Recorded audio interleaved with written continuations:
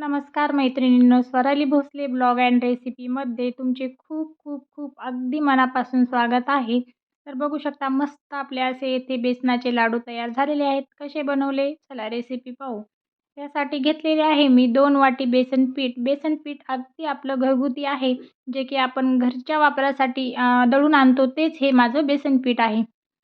याच्या बदल्यामध्ये तुम्ही जर चणा डाळ दळून आणली, भाजून भाजून दळून आणली तर तीही चालेल. त्यासाठी घेतलेली आहे मी 2 वाटी साखर.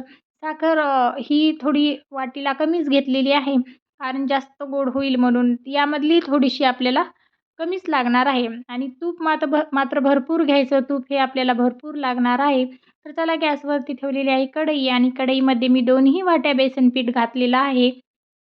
आता हे बेसन पीठ आपल्याला कोरडंच भाजून घ्यायचं आहे. बेसन पीठ कोरडं भाजलं की खूप लवकर भाजते आणि यामध्ये जर तूप पहिल्यांदाच टाकलं, तूप टाकायची घाई करायची नाही. अगोदर जर तूप टाकलं तर मग ते खूप जड वाटेल आणि आपल्याला भाजायला खूप त्रास होईल. त्यामुळे बेसन पीठ पहिल्यांदा कोरडंच भाजून घ्यायचं. मस्त खमंग वास सुटेपर्यंत बेसन पीठ आपल्याला पहिले थोडं भाजून घ्यायचं. मग नंतर 2 चमचे तूप टाकून परत याला एकजीव होईपर्यंत आपल्याला भाजून घ्यायचं आहे.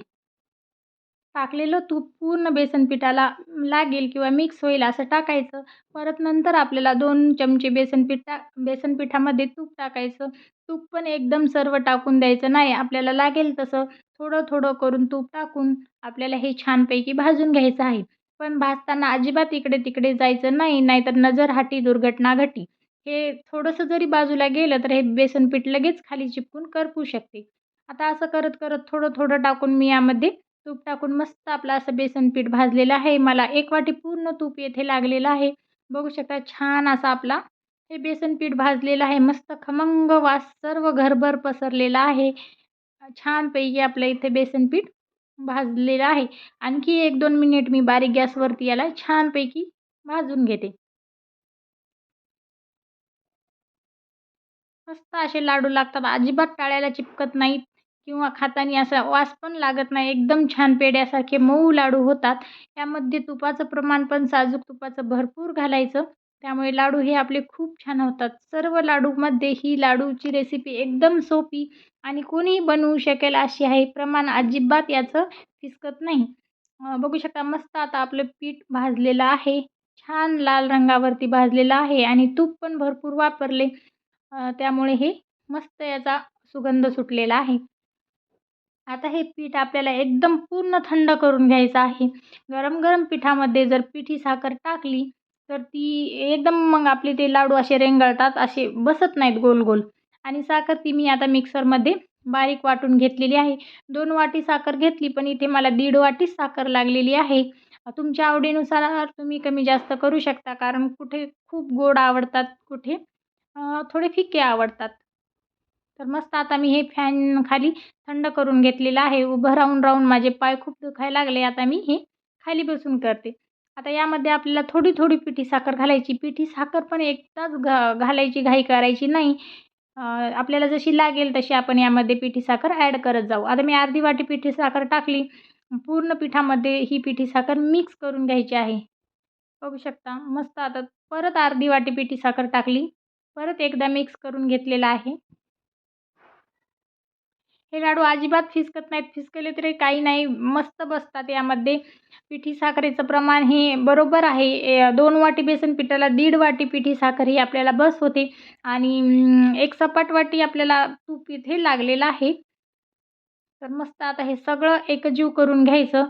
आता वाटत असेल कोरडं-कोरडं झालं, पण याचे लाडू खूप छान बसतात.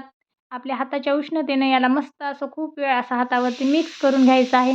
बघू शकता मस्त असा आता आपला इथे लाडू वळण्याचं काम चालू आहे. आपल्या आवडीनुसार आपण याचे लाडू वळू शकता लहान-मोठ्या आकाराचे. हातामध्ये दाबून असं त्याला छान मस्त हातावर खेळवायचं. त्यामुळे काय होतं लाडू आपला असा कोरडा वाटला तरी असा हातावर खेळवल्यानं आपल्या हाताच्या उष्णतेने त्यामधून तूप बाहेर निघतो. बघू शकता मस्त असा आपला बेसनाचा लाडू तयार झालेला आहे. आता असेच मी लाडू माझे सर्व वळून घेत आहे. मस्त अशा हातावर खेळवले की त्यामधून तूप बाहेर निघते. अजिबात लाडू असे बसनत, रेंगाळणत काही नाही. मस्त छान लाडू झालेले आहेत. 2 वाटीमध्ये भरपूर लाडू झालेले आहेत. आणि खाताना चिपकतही नाहीत. मस्त साजूक तूप टाकल्यामुळे त्याचा वासही खूप छान येत आहे.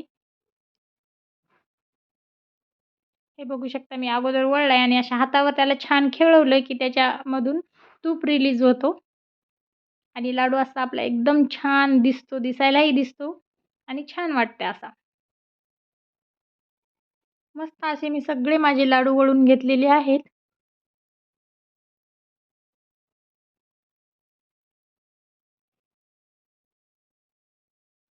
छान असे आपले लाडू वळून झालेले आहेत आणि खरं सांगायचं का माझा व्हिडिओ एडिट करेपर्यंत यामध्ये एकही लाडू राहिले नाही. बरेचसे मुलांनी लाडू यामधले नेलेले आहेत, खाल्लेले आहेत. त्यांना खूप आवडले हे लाडू. आय होप तुम्हालाही आवडले असतील.